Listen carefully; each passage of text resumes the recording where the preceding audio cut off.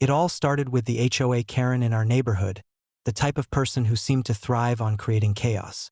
One sunny afternoon, she tried to steal some grapes from my vineyard.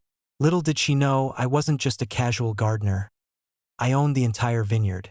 When she realized the truth 10 minutes later, her face went pale, and she had no idea how to recover from the humiliation. That small victory set the tone for everything that followed.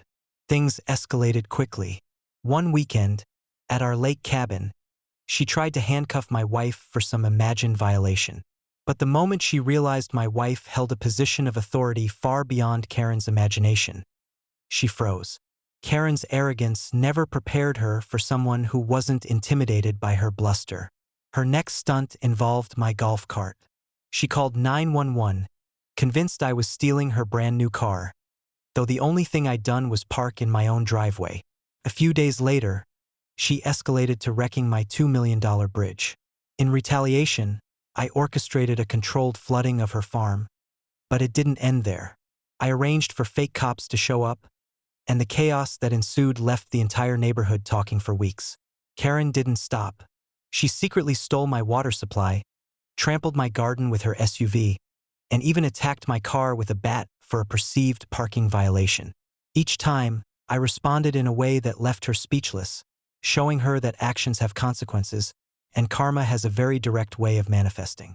Things reached another level when she demanded my oceanfront cottage. I refused, and later caught her trying to break in at midnight. Around the same time, the HOA president illegally built a resort on my land.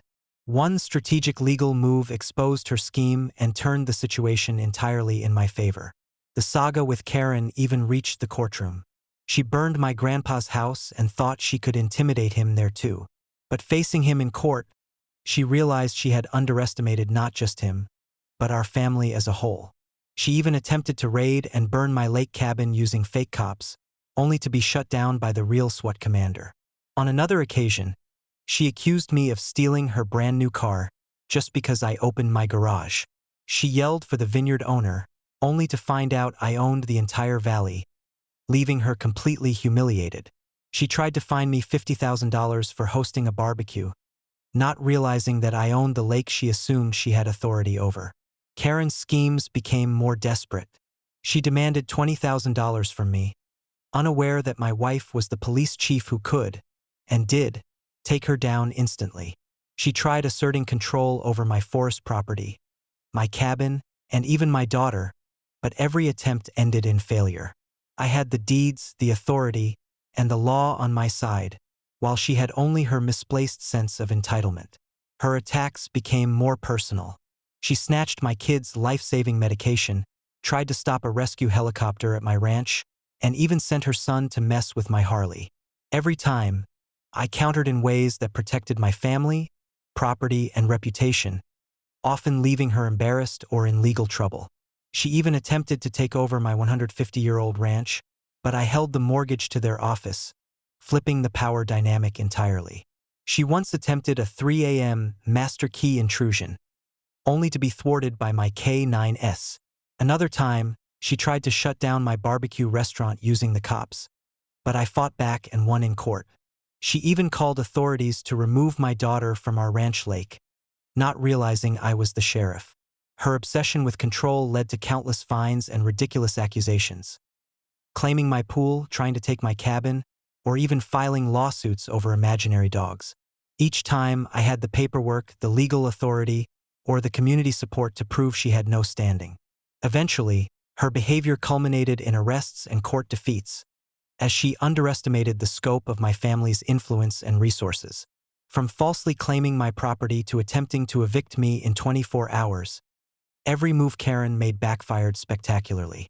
My family's persistence, combined with careful legal strategy, turned her harassment into her own undoing. By the time she realized she couldn't intimidate us, she was facing federal papers, arrests, and the undeniable truth. No HOA president, no matter how arrogant, could override the law or the power of a united family. By the end of it, Karen had tried everything: fines, trespassing, threats, and even violence. But every scheme only revealed her vulnerability. The vineyard, the lake cabin, the ranch, and every property in between were mine. And the law was firmly on my side. She learned, in the hardest way possible, that entitlement doesn't trump ownership, authority, or the consequences of unchecked arrogance. Karen's reign of chaos was finally over. She had underestimated the quiet power of preparedness, family, and the rule of law.